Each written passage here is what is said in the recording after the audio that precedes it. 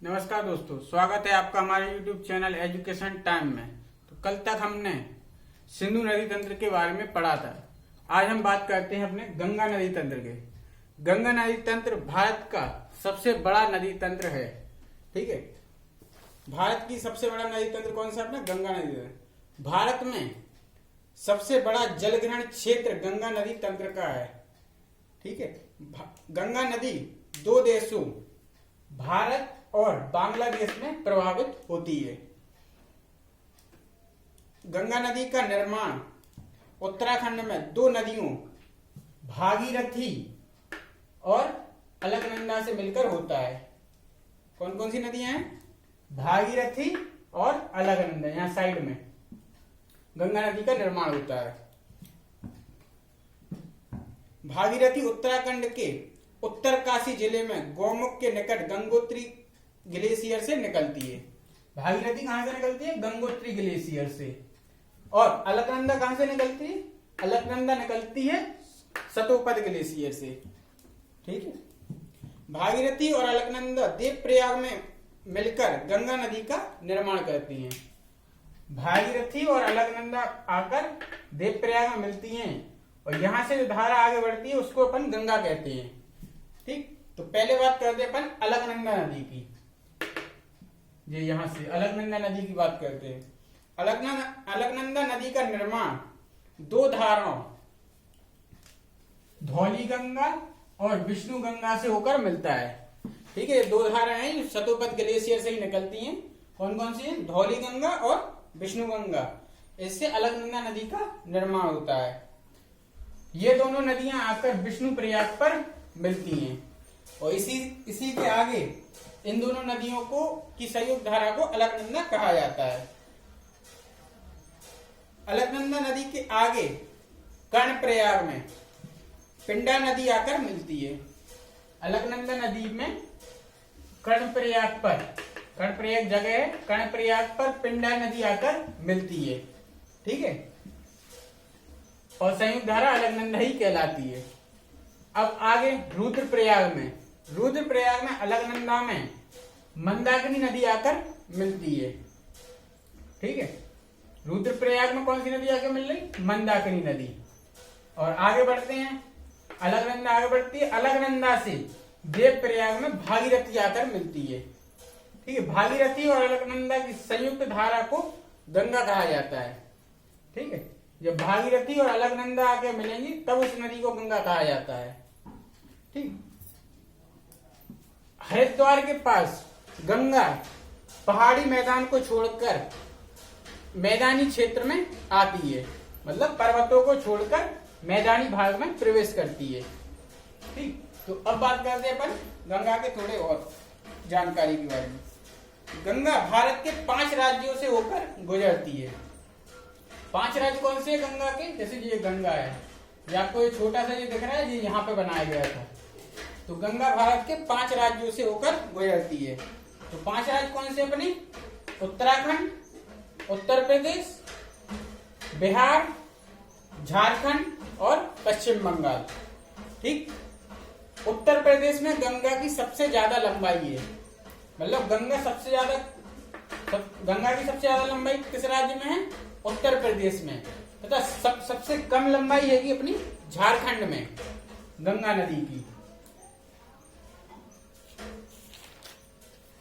गंगा नदी सर्वप्रथम हरिद्वार में पर्वतीय भाग से निकलकर मैदानी क्षेत्र में आती है। ये तो हो गया अपना।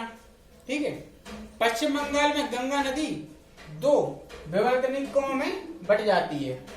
जैसे यहाँ पे ये पश्चिम बंगाल है अपना ज्वाला क्षेत्र। ठीक है, तो पश्चिम बंगाल में गंगा नदी 2 भागों में बट जाती है। ये अपन कल भी बात कर चुके थे। कौन कौन से? यहाँ से 2 भाग कौन कौन से? पहले भाग को अपन भागीरथी कहते हैं और दूसरे भाग को अपन हुगली नदी कहते हैं। ठीक, गंगा नदी पश्चिम बंगाल में आकर 2 भागों में बढ़ जाती है, भागीरथी और हुगली नदी के तट पर कोलकाता स्थित है। ठीक है, और भागीरथी जो नदी है ये जो बांग्लादेश में प्रवेश करती है। जब भागीरथी बांग्लादेश में प्रवेश करती है तो इसका नाम पद्मा हो जाता है। ठीक है, मतलब यहां से प्रवेश करने के बाद भागीरथी या गंगा का नाम पद्मा कहलाता है। ठीक है, जो भागीरथी है वही अपनी गंगा थी। तो जब बांग्लादेश में प्रवेश करती है तो उसका नाम क्या हो जाता है? पद्मा। अब देखिए, अरुणाचल प्रदेश से आने वाली ब्रह्मपुत्र नदी, अरुणाचल प्रदेश से आने वाली ब्रह्मपुत्र नदी जब बांग्लादेश में प्रवेश करती है तो ब्रह्मपुत्र नदी को बांग्लादेश में जमुना कहा जाता है। जमुना, ठीक है। जब ब्रह्मपुत्र नदी बांग्लादेश में प्रवेश करती है तो उसको क्या कहा जाता है? जमुना। जमुना और पद्मा बांग्लादेश में एक जगह मिलती हैं। ठीक है, तो इनकी संयुक्त धारा को पद्मा ही कहा जाता है। मतलब गंगा का नाम जो था पद्मा, इसमें ब्रह्मपुत्र नदी आके मिलेगी। जब ये दोनों नदियां मिलेगी आपस में तो इन नदियों को क्या कहा जाएगा बाद में? पद्मा। ठीक है, पद्मा में एक नदी आके और मिलती है जो कि अपनी मणिपुर से निकलती है। ठीक है, पद्मा में एक नदी आके और मिलती है जो मणिपुर से निकलती है। इसका नाम है अपना मेघना या बराक नदी। मेघना या बराक नदी अपनी कहां से निकलती है? मणिपुर से। यहां से ये अपनी मेघना नदी। और पद्मा में आकर मिल जाती है। संयुक्त धारा को अपन पद्मा ही मेघना कहते हैं। संयुक्त धारा को क्या कहते हैं अपन? मेघना। देखिए एक बार और देख लीजिए, दो भागों में बटी गंगा, पहले हुगली और भागीरथी। भागीरथी बांग्लादेश में प्रवेश करती है, नाम हो जाता है पद्मा। यहां से ब्रह्मपुत्र आई अपनी, ब्रह्मपुत्र बांग्लादेश में प्रवेश करती है, नाम होता है जमुना। ठीक है, जमुना और पद्मा की संयुक्त धारा को क्या कहा जाता है? पद्मा। पद्मा आगे बढ़ती है, पद्मा में मेघना नदी आके मिल जाती है। ठीक है, संयुक्त धारा का नाम क्या कहलाता है? मेघना। और बंगाली खाड़ी में मेघना नदी ही अपना जल गिराती है। ठीक है, बंगाली खाड़ी में कौन जल गिराता है? अपना मेघना नदी। ठीक, तो अब बात करते हैं आगे। अच्छा, बंगाली खाड़ी में जब मेघना नदी अपना जल गिराती है तो इस जगह पे एक डेल्टा का निर्माण होता है। ठीक है, जो कि भारत का ही नहीं विश्व का सबसे बड़ा डेल्टा है। ठीक है, जिसका नाम क्या है? सुंदरवन का डेल्टा। इसका नाम सुंदरवन क्यों पड़ा? क्योंकि यहाँ पर सुंदरी नामक वृक्ष पाए जाते हैं। पश्चिम बंगाल या बांग्लादेश में सुंदरी नामक वृक्ष पाए जाते हैं, इस वजह से इसका नाम सुंदरवन का डेल्टा पड़ा। और यह विश्व का सबसे बड़ा डेल्टा है। ठीक, तो अब आगे बात करते हैं अपन गंगा की सहायक नदियों के बारे में। जैसे जो आपको ये नीले नीले दिख रहे होंगे, तो ये है गंगा की सहायक नदियां। गंगा की सहायक नदियों को सुविधा की दृष्टि से दो भागों में बांटा गया है। गंगा की सहायक नदियों को सुविधा की दृष्टि से दो भागों में बांटा गया है।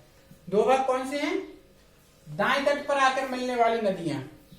पहले कौन से अपने दाएं तट पर, गंगा के दाएं तट पर आकर मिलने वाली नदियां, और दूसरा है अपने गंगा के बाएं तट पर आकर मिलने वाली नदियां।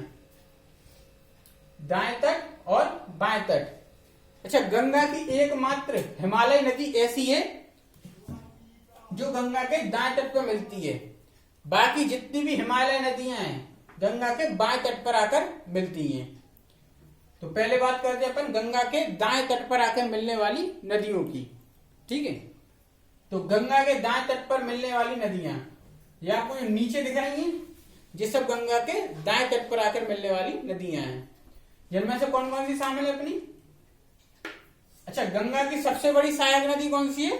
यमुना, जो कि एकमात्र हिमालय नदी है जो दाएं तट पर आकर मिलती है। ठीक है, तो नाम लेते हैं।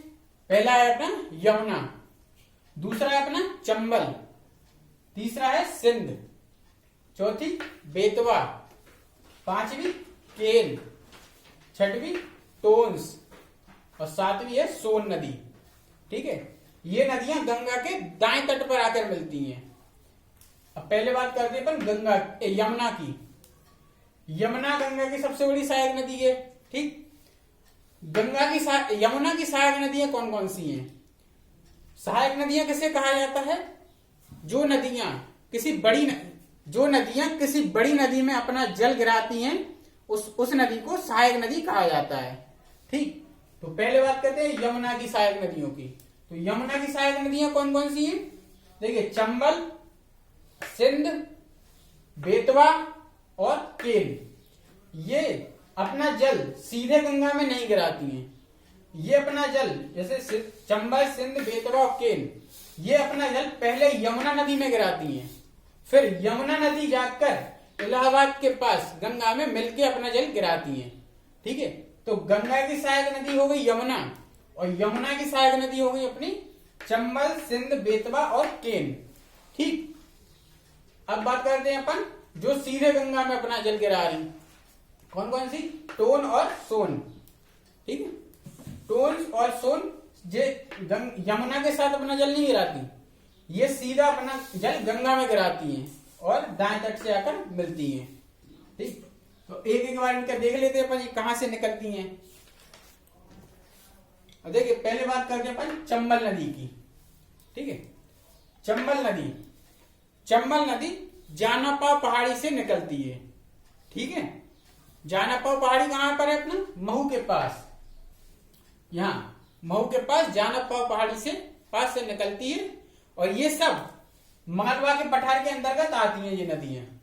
ठीक, जब हमने मालवा का पठार पढ़ाया था, जब भी हमने बताया था कि जब ये नदियां निकल रही थी, तो ये जितनी भी नदियां हैं, ये चंबल, सिंध, बेतवा और केन, ये चारों नदियां मालवा के पठार के अंतर्गत आती हैं। ठीक, चंबल कहां से निकल रही थी? अपनी जानापाव पहाड़ी। ठीक, दूसरा अपना, चलो केन नदी की देखते हैं। दूसरी है केन नदी। केन कैमूर की पहाड़ी से निकलती है।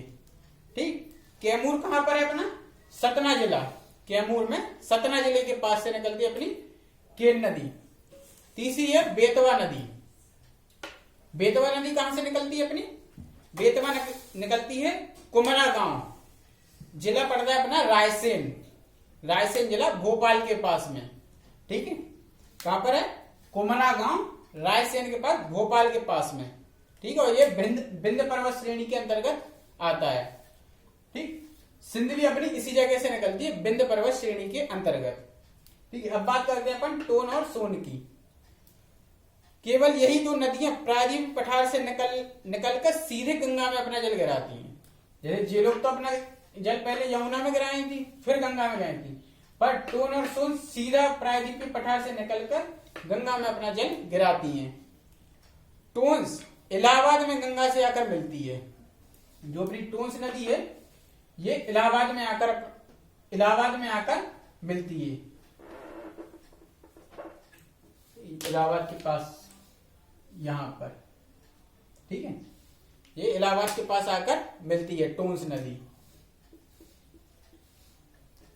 और इलाहाबाद के पास आकर मिलती है। टोन्स नदी का उद्गम स्थल सतना जिले में मेहर है। ठीक है, जो कैमूर पहाड़ियों के अंतर्गत आता है, सतना जिला मेहर के पास।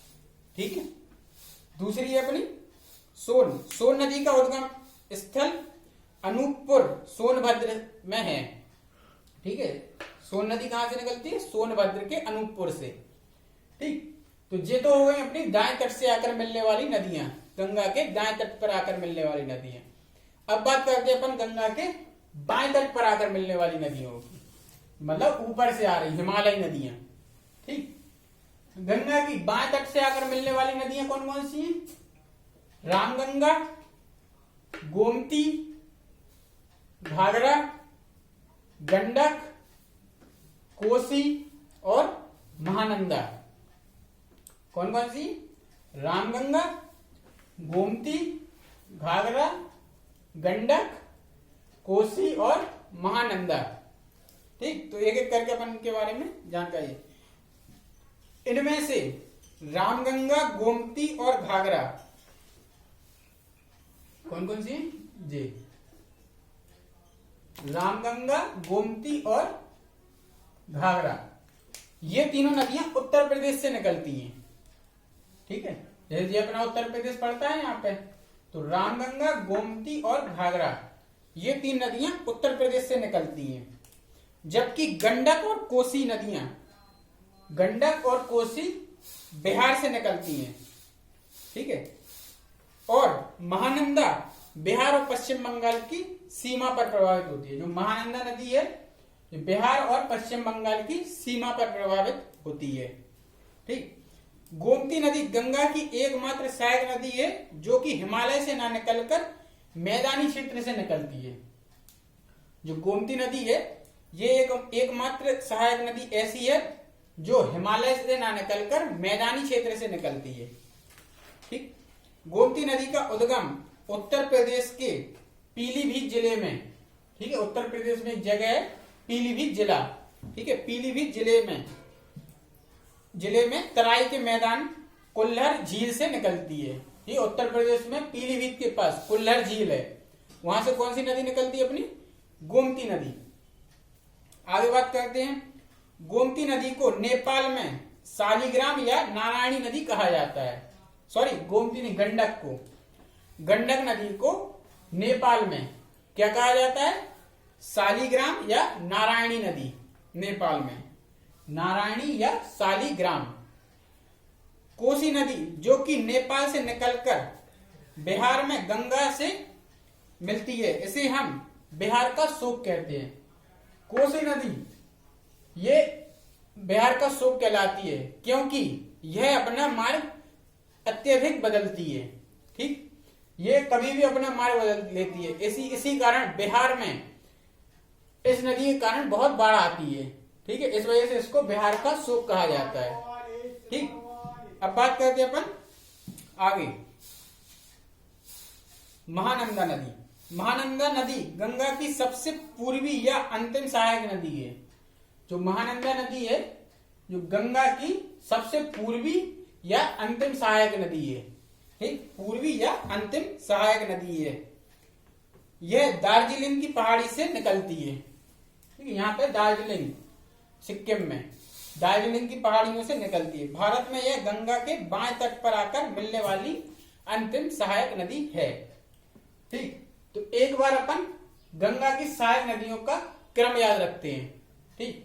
पहले गंगा का निर्माण कैसे हुआ था अपना? गंगा का निर्माण यहाँ पे गंगोत्री के पास से अपनी कौन सी नदी निकली थी? भागीरथी। और सतोपन ग्लेशियर से दो धाराएं निकली थी, विष्णु गंगा और धौली गंगा। जब विष्णु गंगा और धौली गंगा आकर विष्णु प्रयाग पर मिली तो इसको अपन ने क्या नाम दिया था? अलकनंदा। अलकनंदा में कर्ण प्रयाग पर आकर पिंडा नदी मिली, ठीक। आगे बढ़ते हैं। आगे रुद्र प्रयाग में अलकनंदा में मंदाकिनी आकर मिली, ठीक। आगे देवप्रयाग के पास अलकनंदा में भागीरथी आकर मिली, ठीक। देवप्रयाग में संयुक्त धारा को क्या कहा गया? अलकनंदा और भागीरथी की संयुक्त धारा को गंगा कहा गया। इसी के बाद से गंगा मैदानी क्षेत्र में प्रवेश करती है। अब यहां पर गंगा इसके बाद मैदानी क्षेत्र में आ गई थी, तो गंगा के नीचे का क्षेत्र अपना दाएं तट का है, ठीक है। गंगा के ऊपर का क्षेत्र अपना बाएं तट का। तो दाएं तट से आकर कौन कौन सी नदियां मिल रही थी अपनी? यमुना, चंबल, सिंध, बेतवा, केन, टोन और सोन, ठीक। ये नदियां अपनी दाएं तट से आकर मिली थी। और ऊपर का है अपना जो बाएं तट से आकर मिलनी गंगा में। तो बाएं तट से कौन सी मिली अपनी? रामगंगा, गोमती, घाघरा, गंडक, कोसी और महानंदा, ठीक। अच्छा, गंगा को पश्चिम बंगाल में किस नाम से जाना जाता है? पहले तो गंगा यहाँ पश्चिम बंगाल में प्रवेश करती है, दो भागों में टूट जाती है। कौन कौन सी थी अपनी? हुगली और महानंदा, सॉरी महानंदा, भागीरथी। हुगली और भागीरथी, ठीक। अब भागीरथी नदी बांग्लादेश में प्रवेश करती है, तो इसका नाम क्या हो गया था अपना? पद्मा। ब्रह्मपुत्र नदी जो अरुणाचल प्रदेश से भारत में प्रवेश करती है, यह असम घाटी क्रॉस करके बांग्लादेश में प्रवेश कर जाती है, ठीक। जब यह बांग्लादेश में प्रवेश करती है तो इसका नाम क्या हो जाता है ना? जमुना। जब जमुना और पद्मा आकर बांग्लादेश में मिल जाती हैं तो इनकी संयुक्त धारा को क्या कहा जाता है? पद्मा, ठीक। पद्मा नदी में मणिपुर से निकलने वाली मेघना नदी आकर मिल जाती है। तो संयुक्त धारा को क्या कहा जाता है? मेघना नदी। ठीक, मेघना नदी ऐसी नदी है जो बंगाली खाड़ी में अपना जल गिराती है सुंदरबन के डेल्टा के पास। ठीक, और यही नदी सुंदरबन का डेल्टा का निर्माण करती है। सुंदरबन का डेल्टा का नाम सुंदरबन क्यों पड़ा? क्योंकि यहाँ पर सुंदरी नामक वृक्ष पाए जाते हैं। ठीक, यह विश्व का सबसे बड़ा डेल्टा है। ठीक, तो मुझे आशा है कि आपको आज का लेक्चर अच्छा लगा होगा। अगर आपने नदियों को ध्यान से पढ़ा है तो इनको इसी क्रम में याद रखें। ठीक, मतलब दाएं तट की नदियां, बाएं तट की नदियां। ठीक, और ये गंगा का निर्माण। तो आज के लेक्चर को यहीं समाप्त करते हैं। मुझे आशा है आपको आज का लेक्चर अच्छा लगा होगा। कृपया चैनल को लाइक, सब्सक्राइब एवं शेयर करें। धन्यवाद।